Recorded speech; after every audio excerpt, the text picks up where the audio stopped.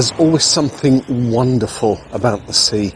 Perhaps it's calming, or it might satisfy someone's wanderlust.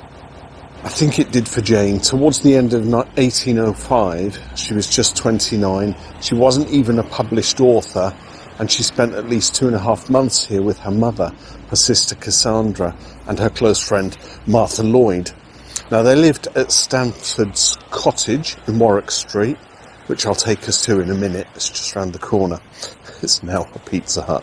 But it was a charming cottage that was named after its original owner. We'll have a look at that when we get round there. So she arrived on the 18th of September and was certainly still in town by the 4th of November, and may have actually stayed here until Christmas.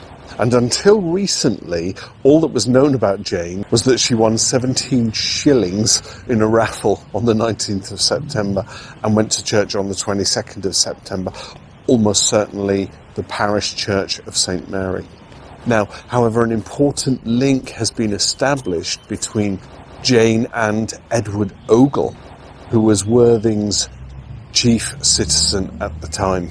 Direct evidence that Jane Austen knew Ogle comes from a letter she wrote 8 years after to Cassandra that while staying in London, and clearly the two sisters had kept in contact with Ogle after becoming friendly with him here in Worthing. And the letter went, "Sweet Mr. Ogle, I dare say he sees all the panoramas for nothing. Has free admittance everywhere. He is so delightful. Now you need not see anybody else." Now, Jane found inspiration for many of her scenes and characters in her final unfinished novel, Sanditon, while she stayed here in the town in 1805. And members of the Jane Austen Society contacted Worthing Borough Council calling for a street name to be named after the author. And I'm going to take you up there after this one. So for now, let's go and have a look where she stayed while she was here in Worthing. So this is Warwick Street, and Stanford Square is where Pizza Express was. I'm pretty sure it wasn't Pizza Express when Jane was here, because she wouldn't have had a penchant for Italian food, would she? That being said, there it is, the cottage where she would have stayed. Isn't it fascinating? It looks 1805-ish, doesn't it? Even the windows look like they've been kept as it would have looked. But there is a blue plaque. Let's go and read it. Let's get up close here. Jane Austen, novelist, stayed here at Stanford Cottage from the 18th of September 05 to the end of the year. Lovely. What a nice connection. So obviously we've got all these new buildings here, but it's nice to see Stanley House looking, as I walk away, quite resplendent in its 19th century appearance. Like the roof. What room shall we guess that Jane stayed in? If it was a lodging house, it would have been a room on the left or a right, or it could have been a room up there. Jane Austen stayed here from September to the end of the year, so yeah, easily 3 months, 2 months. Now, I want to go up to the top of Worthing. There's something to show you before it gets dark. It's been a long day. I hope you've been sticking with me. Right, let's get you up to the top of the road there. Now, I told you that we had a whole raft of unconnected Jane Austen stuff is going to happen. I will focus and zoom, but that's called Shelley House, and it says Percy Bysshe Shelley, 1792 to 1822. 2 of his earliest works were printed here. The husband of Mary Shelley, right?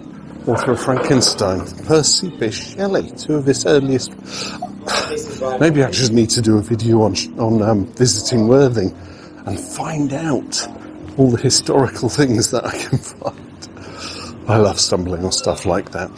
Anyway, I did want to take you to the top of the town. Let's do it now. Chawton Gate. There's the connection. One last thing then to do while we're in Worthing. This little housing estate here was built by a company called Barratt Homes. Now, Barratt Homes, for you American viewers, is a housing company. Think real estate. So they buy plots of land They build houses and then they sell the houses off. Now, members of the Jane Austen Society, knowing that there was a connection with Jane Austen with Worthing, they actually approached the council and said, could we have a street named after Jane Austen? So actually what happened is Barrett Homes built this estate and they named 3 streets after some kind of connection to Jane Austen. So we've got Chawton Gate, because of course Jane Austen stayed in Chawton House, which is now known as Jane Austen House. But just down here we've also got Austen Gate. And I'm actually now walking on Sanditon Way. And then to top it all off, the block of flats at the back there is called Mansfield Court, as opposed to Mansfield Park, right? So Jane Austen obviously didn't come to this part of Worthing, but she has had acknowledgement. I think it's fantastic. I think it's really good that, the Jane Austen Society would get in touch with the council, and then Barrett Homes, who built this really fine estate, would, in tribute to Jane Austen, name 3 closes, 3 houses, 3 streets: Chawton Close, Sanditon Way, Austen Gate, and then name the block of flats Mansfield Court. Fantastic. Okay, so we've done Bath.